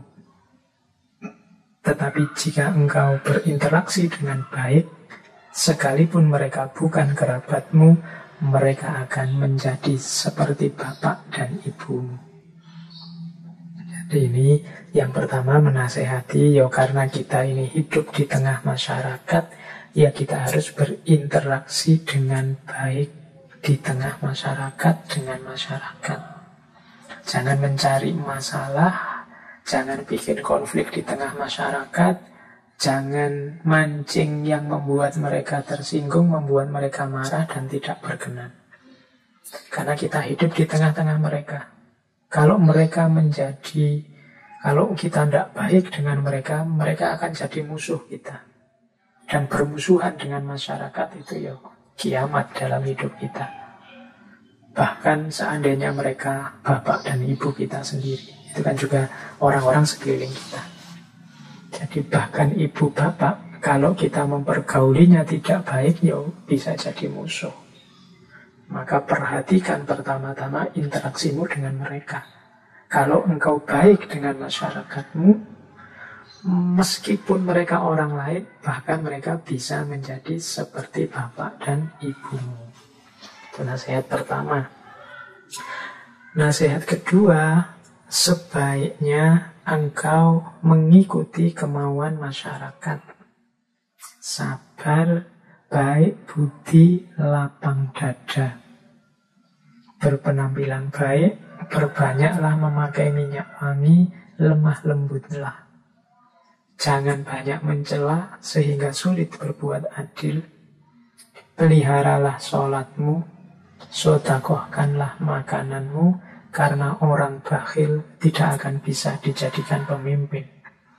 Kunjungilah orang yang mengunjungi kamu. Nah, ini pesan-pesannya Imam Abu Hanifah saat kita hidup di tengah masyarakat. Ikuti kemauan masyarakat. Jadi kita harus paham ini sebenarnya keinginannya masyarakat apa sih, kita ikuti. Mungkin berat, karena beberapa mungkin tidak cocok dengan kita. Tapi ya tetap sabar, tetap baik budi pekerti kita, dan lapang dada, yang luas hatinya. Kemudian juga perhatikan penampilan. Perbanyak memakai minyak wangi dan lemah lembutlah. Wah, ini adabnya di tengah masyarakat. Biar masyarakat tidak lari, tidak menghindar, tidak muak melihat kita, ya tampil yang baik. Syukur-syukur nambah minyak wangi. Lemah lembut, tidak membentak-bentak, tidak marah-marah. Jadi kalau teman-teman jeli nasihat untuk lemah lembut itu ada di sangat banyak ulama, bahkan mungkin hampir semua. Karena memang Islam itu pencirinya salam, damai, lemah lembut. Oke, jadi ayo berinteraksi dengan masyarakat dengan baik, berpakaian yang pantas, yang sopan, syukur-syukur wangi-wangian dipakai biar mereka betah dekat dengan kita, dan lemah lembut. Kemudian jangan banyak mencela. Kenapa? Kalau engkau banyak mencela, engkau akan sulit berbuat adil. Ini nama lain, jangan disetir oleh kebencianmu. Yang kita cela itu kan sesuatu yang kita benci. Kalau hidup kita isinya hanya kebencian, ya kita akan susah adil. Jangan lupa dukung interaksi yang baik di tengah masyarakat dengan unsur vertikal yang juga positif. Hubungan kita dengan Allah yang juga positif. Yaitu jangan lupa sholatmu, peliharalah sholatmu. Terus sedekahkan makananmu, karena orang yang bakhil tidak akan bisa dijadikan pemimpin. Kalau engkau pelit, Orang tidak akan mau mengikuti nasihatmu, mengikuti tuntunanmu, apalagi menjadikanmu pemimpin. Wong dasarnya engkau pelit berbagi. Orang pelit itu kalau melakukan sesuatu, orang curiga. Jangan-jangan ada kepentingan dia ingin mengambil untung saja. Karena biasanya dia tidak mau berbagi. Dan yang terakhir, kunjungi orang yang mengunjungi kamu. Saling mengunjungi, silaturahim. Terus, perlakukan manusia sebagaimana engkau memperlakukan diri sendiri. Ridholah seperti engkau ridho terhadap dirimu sendiri. Jangan membebani manusia sesuatu yang tidak mereka bebankan kepadamu. Kedepankanlah niat baik kepada mereka. Pakailah kejujuran, buanglah kecongkaan. Jauh-jauh. Jangan sekali-sekali engkau berkhianat, walaupun mereka mengkhianatimu. Pegang teguhlah kesetiaan dan takwa, maka Allah akan selalu bersama. Ini sebenarnya saya tidak perlu menjelaskan detail satu-satu. Insya Allah teman-teman saya baca saja sudah ngerti ya. Perlakukan manusia sebagaimana engkau memperlakukan dirimu. Kalau engkau tidak mau dimaki orang, kalau engkau sakit, dikritik orang secara semena-mena, hanya untuk menghancurkanmu, maka jangan engkau mengkritik orang semena-mena hanya untuk menghancurkannya. Kalau engkau tidak suka orang mengkhianatimu, jangan engkau khianati dia. Kalau engkau tidak ridho ada orang yang berbuat jahat padamu, ya jangan berbuat jahat pada mereka. Dan jangan membebani manusia sesuatu yang tidak mereka bebankan padamu. Jadi kalau masyarakat tidak menyulitkan kita, ya jangan menyulitkan mereka. Kita husnudzon saja, kita jujur pada mereka, tidak sombong, tidak mentang-mentang di depan mereka. Inilah sebenarnya kunci-kunci membangun kehidupan damai di tengah masyarakat. Ya kalau semua anggota masyarakat memakai prinsip-prinsip ini, ya insya Allah nanti kehidupan bersama kita di tengah masyarakat juga nyaman, aman, produktif. Kehadiran yang lain mendukung kehadiran kita. Demikian juga sebaliknya. Jadi ini yang dinasihatkan oleh Imam Abu Hanifah sebelum muridnya ini terjun ke tengah masyarakat. Jangan mentang-mentang pintar, jangan mentang-mentang sudah ahli, terus ingin menang sendiri di tengah masyarakat. Menyusahkan masyarakat, mungkin lewat tindakannya, mungkin lewat kata-katanya, mungkin lewat perilakunya. Wong kita ini hidup di tengah masyarakat. Jadi ini nasihat untuk menghadapi masyarakat. Nah, yang kedua, ini saya tidak tahu teman-teman akan setuju apa tidak pendapatnya Imam Abu Hanifah menghadapi penguasa. Oke, apalagi yang muda-muda nih yang masih meledak-ledak. Jadi Imam Abu Hanifah punya trik sendiri, punya tips sendiri untuk menghadapi penguasa. Katanya Imam Abu Hanifah, hormatilah penguasa dan junjunglah derajatnya. Jangan bohong kepadanya, tapi juga jangan mendatanginya setiap saat jika tidak ada keperluan mendesak terkait dengan perkara ilmu. Sebab jika engkau terlalu sering mengunjungi penguasa, dia akan meremehkanmu dan kedudukanmu akan mengecil di matanya. Jadi ya kita patuhi penguasa, mereka juga ulil amri, yang katanya Al-Quran juga harus kita patuhi. Kita tidak curang, kita tidak bohong di depan penguasa, kita hormati, kita junjung derajatnya. Tapi katanya Imam Abu Hanifah, jangan sering-sering datang, jangan sering-sering menghadap. Jadi kalau tidak ada keperluan mendesak, menjauh saja dari penguasa. Keperluan mendesak itu ya keperluan yang berhubungan dengan ilmu, bukan berhubungan dengan harta atau kepentingan yang lain. Jadi bukan kita ini maksudnya murid-muridnya, ya berarti para ulama.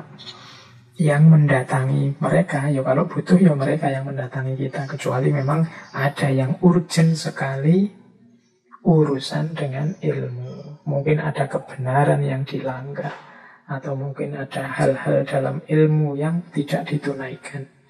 Boleh menghadap. Mengapa sih jangan sering-sering menghadap?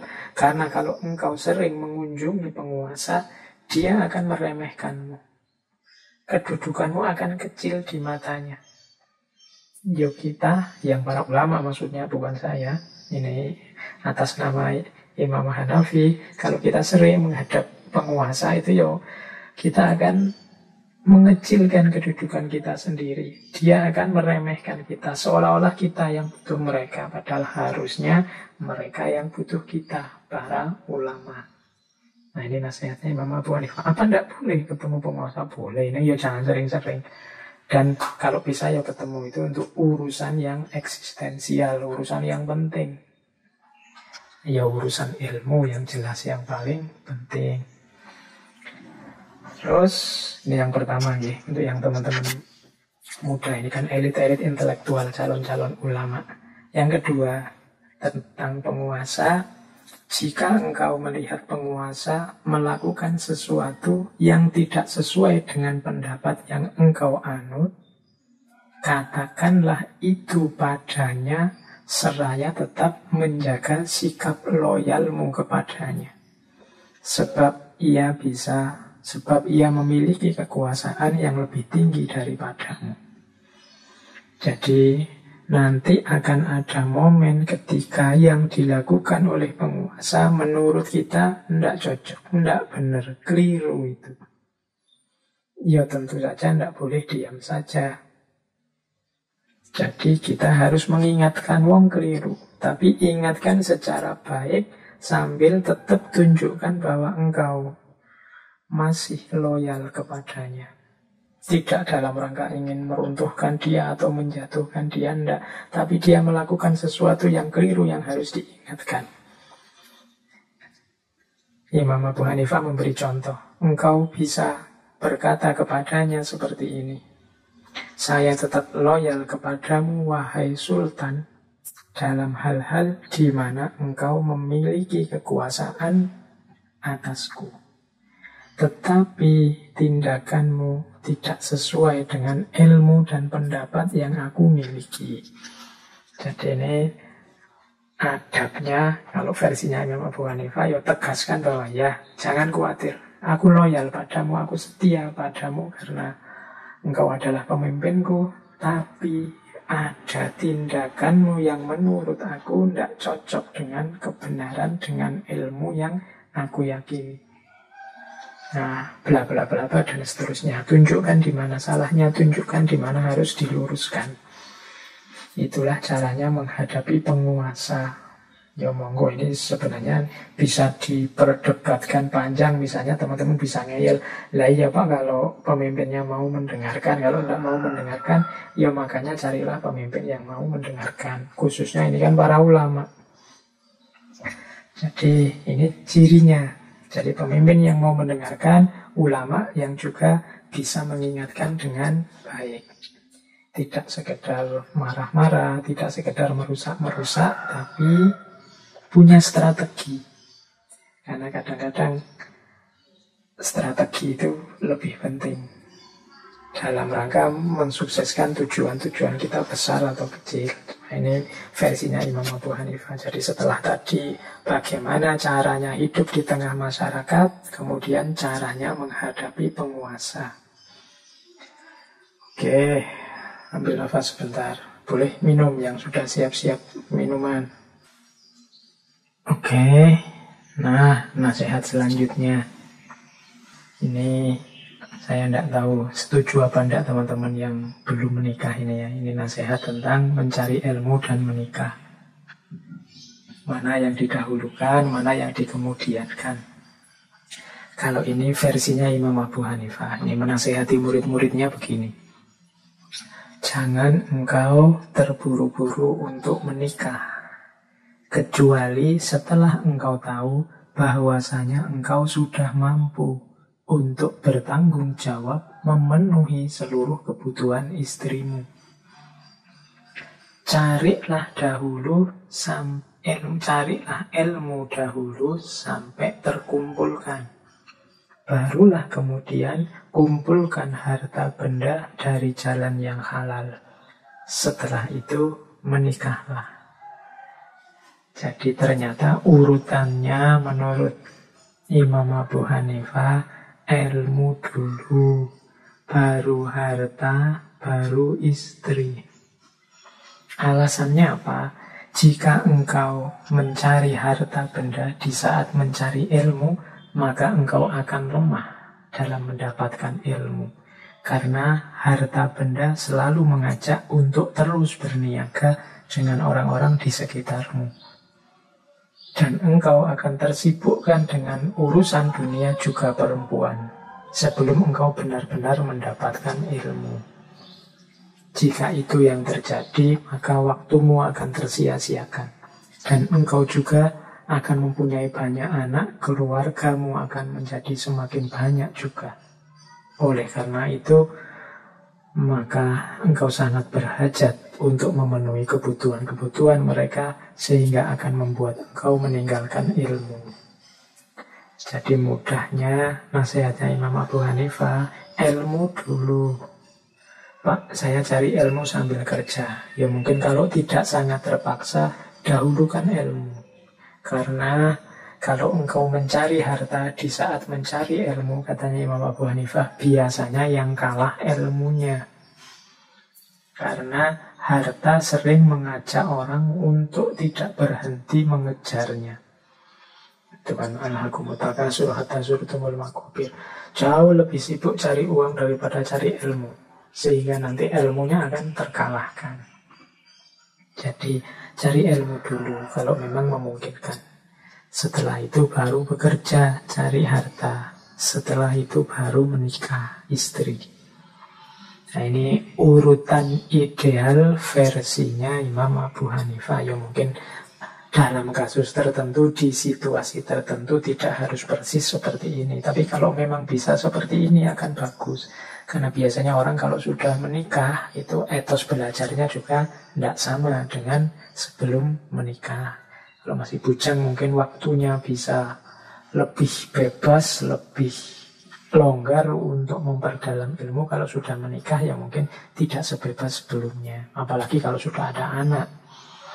Jadi cari ilmu dulu, baru bekerja, baru menikah. Ya saya bilang ini bukan harga mati. Tapi kalau bisa seperti ini ideal. Ya mungkin dalam kasus orang tertentu menikah dulu. Mungkin dalam budaya tertentu bisa menikah dulu, kemudian baru cari ilmu.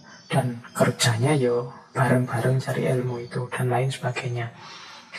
Bagi saya pelajaran utamanya adalah rancanglah hidupmu secara baik. Jadi jangan asal dijalani atau jangan dicueki sak melaku-melaku nih, dirancang. Kalau kalian memang ingin mencari ilmu dulu, ya dirancang. Mencari ilmunya sampai batas apa, kapan, secara resminya. Terus kalau sudah sampai apa, kalian mengizinkan dirimu untuk bekerja. Kemudian kapan harus pernikahannya. Oke, jadi ini salah satu nasihat dari Imam Abu Hanifah agar kita merancang masa depan kita. Oke, terakhir, ini waktunya tidak lama lagi. Ada wasiat dari Imam Abu Hanifah kepada putra beliau yang namanya Hammad. Hammad ini nama yang sama dengan guru beliau. Wasiat ini kalau teman-teman ingin melihat muat di kitab Jami'ul Usul fil Auliya. Ada 20 nasihatnya Imam Abu Hanifah terhadap putra beliau. Ya cuma saya tidak bawa 20-20-nya. Monggo teman-teman yang minat dicek sendiri. Saya bawa satu saja, mengingat waktunya kita. Jadi ini mungkin wasiat yang ke-19 atau 20. Wasiat terakhir dari Imam Abu Hanifah. Jadi saya ambil satu ya. wasiat untuk putra beliau. Katanya Imam Abu Hanifah kepada Ahmad, hendaklah engkau berpegang dan bersandar pada 5 hadis yang telah aku seleksi dari 500.000 hadis. Nah ini, jadi Imam Abu Hanifah menasihati putra beliau dengan 5 hadis favorit beliau. Makanya ini yang saya cantumkan, tidak 19 yang lain. Mungkin 19 yang lain silahkan teman-teman lihat sendiri. Insya Allah isinya baik-baik. Apa sih 5 hadis favoritnya Imam Abu Hanifah yang beliau menyeleksi dari 500.000 hadis? Yang pertama adalah innamal a'malu binniyat wa innamal likulli imri'in ma nawa. Sesungguhnya amal perbuatan itu tergantung niatnya. Jadi ini teman-teman pastinya sudah ngerti ya. Jangan lupa niat yang baik. Dalam hidup kita ada banyak aktivitas, ada banyak kegiatan. Kegiatan itu bisa bernilai ibadah, bisa bernilai sekedar capek, bisa bernilai hasil duniawi, bisa bernilai dan macam-macam. Semuanya kuncinya di niat. Nanti itu hadisnya sebenarnya panjang, termasuk ya barang siapa. Kalau niatnya hanya dunia, ya hanya itu saja yang diperoleh. Kalau niatnya hanya perempuan untuk dinikahi, mungkin ya hanya itu saja yang diperoleh. Kuncinya tetap ada pada niat. Maka bersihkan pikiran, apapun aktivitas, nawaitunya harus nawaitu yang terbaik. Apa sih nawaitu yang terbaik itu? Ya selalu lillahi ta'ala. Jadi puncaknya niat itu selalu lillahi ta'ala. Maka innamal a'malu binniyat. Begitu kita lillahi ta'ala, insya Allah nanti buahnya amal kita tidak hanya hasil kalkulasi duniawi konkret, tapi juga di situ ada manfaat, ada barokah, ada ridho dari Allah. Jadi yang pertama ini favoritnya Imam Abu Hanifah yang dinasihatkan kepada putra beliau. Yang kedua, min husni islamil mar'i tarkuhu ma la ya'ni. Di antara ciri kebaikan Islamnya seseorang adalah meninggalkan apa-apa yang tidak ada gunanya, tidak ada urusannya dengan dirinya. Jadi hadis ini dinasihatkan oleh Imam Abu Hanifah kepada putra beliau untuk mengingatkan putranya, mungkin ya dengan kata lain, wahai anakku, jangan disibukkan oleh hal-hal yang tidak ada gunanya. Muslim yang baik itu meninggalkan apa-apa yang tidak ada gunanya. Tidak ada gunanya saja jangan, apalagi yang jelek-jelek. Jadi tarkuhu mala yakni. Tidak ada gunanya, tidak ada manfaatnya, mungkin ya tidak ada hubungannya dengan dirinya untuk peningkatan kualitas dirinya dan lain sebagainya. Jadi tarkuhu mala yakni. Kita itu kan sering hari ini sibuk, capek, hilang pikiran, hilang tenaga untuk hal-hal yang sebenarnya tidak secara langsung ada manfaatnya untuk kita. Tarkuhu mala yakni. Capek mengembangkan konflik, capek mencari kesalahannya orang lain, capek menunggu kejatuhan orang yang kamu benci dan lain sebagainya. Maka yuk ditinggal yang tidak ada gunanya. Ngapain? Hidup kita isi dengan yang manfaat-manfaat. Yang ketiga, la yu'minu ahadukum hatta yuhibbu li akhihi ma yuhibbu li nafsihi. Tidak beriman seseorang di antara kalian sampai dia mencintai saudaranya seperti mencintai dirinya sendiri. Oh, ini kalimatnya agak dahsyat. La yu'min, tidak beriman. Jadi kalau kita tidak mencintai saudara kita seperti kita mencintai diri kita sendiri, iman kita dipertanyakan. Ya mudahnya penjelasannya seperti tadi. Kalau kita tidak mau disakiti, jangan menyakiti orang lain. Karena menyakiti orang lain menunjukkan kita tidak cinta pada orang lain. Kenapa kita tidak mau disakiti? Karena kita cinta pada diri kita. Kalau tidak mau dirimu dicaci, ya jangan mencaci orang lain. Karena apa kamu tidak mau dicaci? Karena kan kau cinta sama dirimu. Maka perlakukan hal yang sama kepada orang lain. Kalau tidak mau dicubit, ya jangan nyubit. Tidak mau dipukul, jangan mukul. Tidak mau dicaci maki, jangan mencaci maki.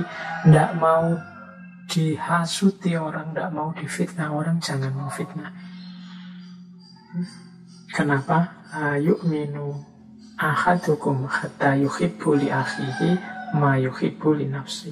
Cintailah saudaramu. Maka peradaban Islam, peradabannya umat Islam itu harusnya isinya adalah orang-orang yang saling mencintai. Oke, bukan orang-orang yang saling memarahi, bukan orang-orang yang saling caci maki, bukan orang-orang yang saling mencari kesalahan, bukan orang-orang yang saling ingin menang sendiri. Kalau fenomena ini ada, berarti keimanan kita harus disempurnakan lagi. Hadis yang ketiga favoritnya Imam Abu Hanifah. Hadis yang keempat. Nah, ini nasihat untuk menjaga diri. Innal halala bayyinun wa innal harama bayyinun wa bainahuma umurun mutasyabihat mustabihat la ya'lamuhunna katsirun minan nas famanittaqas syubuhat istabarra li dinihi wa irdihi wa man waqa'a fis syubuhat waqa'a fil haram karra'i yar'a haulal hima yushiku ayarta'a fi. Ala wa inna likulli malikin khima. Ala wa inna khimallahi maharimuhu. Ala wa inna fil jasadi mudwatun. Idza soluhal jasadu kulluhu. Wa idza fasadal jasadu kulluhu. Ala wa hiyal qalb. Jadi ini, kalau diterjemahkan, sesungguhnya yang halal telah jelas dan yang haram juga telah jelas. Ada juga yang tidak jelas, bainahuma umurun mustabihat, hal-hal yang tidak jelas. Jadi yang pasti halal itu jelas, yang pasti haram jelas. Di antara keduanya ada yang tidak jelas, mana halal, mana haram. La ya'lamuhunna katsirun minan nas. Banyak orang tidak tahu. Nah, menyikapinya gimana? Barang siapa hati-hati terhadap yang tidak jelas ini, maka agamanya dan kehormatannya akan selamat. Tapi barang siapa yang nekat saja nabrak yang tidak jelas, kemungkinan dia akan masuk ke dalam hal yang haram karena tidak hati-hati. Karro'i yar'a haulal khimah, seperti seorang penggembala yang menggembala di tepi jurang. Dikhawatirkan akan terjatuh ke dalamnya. Jadi kalau ada yang meragukan ini halal apa haram, mending hati-hati dulu, jangan ditabrak saja. Khawatirnya ternyata memang haram. Seperti kalau kita menggembala di pinggir jurang, ya untuk hati-hatinya minggir saja dulu, jangan nekat. Kalau itu jurang beneran kan ya hasilnya fatal. Ala wa inna likulli malikin khimah. Sesungguhnya setiap pemilik itu punya jurang-jurangnya. Dan jurang-jurangnya Allah itu yang haram-haram. Oke, intinya yang belakang ini, yang populer sekali. Sesungguhnya dalam jasad kita ada segumpal daging yang jika segumpal ini baik, maka seluruh tubuh kita, seluruh hidup kita akan baik. Tapi kalau dia rusak, maka seluruh hidup kita juga rusak. Ala wahyal qalb, dan itu adalah kolbu kita. Jadi ini dijelaskan panjang lebar kalau teman-teman belajar di tasawuf, bagaimana vitalnya, bagaimana pentingnya kolb ini. Jadi ini hadis yang keempat tentang hati-hati biar tidak terjatuh dalam keharaman. Kemudian juga untuk menjaga hati kita agar selalu baik, selalu soleh. Karena disitulah kuncinya hidup kita. Yang terakhir, yang kelima, al-muslimu man salimal muslimuna min lisanihi wa yadihi. Jadi muslim yang sejati itu adalah orang yang umat Islam yang lain merasa aman dari mulutnya dan dari tangannya. Jadi hadis ini memberikan parameter pada kita. Kalau teman-teman tanya, aku ini muslim yang baik apa enggak sih? Di antara parameternya adalah coba dicek. Orang lain itu merasa aman enggak dari mulut kita dan dari tangan kita. Nah, kalau mereka aman, mau dekat-dekat dengan kita, enggak mungkin kita menyakiti dia baik lewat mulut atau lewat tangan kita. Ya insya Allah kita muslim yang baik. Hari ini kan kadang-kadang mungkin karena kita suka menjelek-jelekkan orang, atau suka mencaci orang, atau suka memfitnah orang, itu kan berarti orang tidak aman dari lisan kita, sehingga mereka terus menjauh dari kita. Misalnya, jangan dekat-dekat itu, kalau ngomong nyelekit, jangan dekat-dekat dia, kalau maki-maki membuat kita tersinggung dan lain sebagainya. Itu berarti tidak salimah, orang muslim yang lain tidak aman dari mulut kita. Apalagi dari tangan kita, disakiti, dipukuli, dirusak, dan lain sebagainya. Kalau masih ada ini, ya berarti keislaman kita belum baik. Karena muslim itu cirinya adalah yang lain aman, nyaman, tidak khawatir tersakiti oleh mulut kita maupun oleh tangan kita. Nah, ini salah satu nasihatnya Imam Abu Hanifah kepada putra beliau. Oke, baik. Saya kira ini ya teman-teman materi untuk malam hari ini, memperkenalkan keagungan seorang faqih besar, Imam Abu Hanifah. Semoga hikmah-hikmah yang tadi kita jelajahi sedikit atau banyak memberi manfaat. Syukur-syukur ada maslahat sosial yang bisa kita ambil dari sana. Baik teman-teman, kita lanjutkan lagi ngaji kita minggu depan. Untuk malam hari ini saya kira cukup. Mohon maaf kalau ada yang keliru-keliru, yang salah-salah, monggo disampaikan saja kalau memang ada yang keliru, ada yang salah, atau ada yang ingin ditambahkan.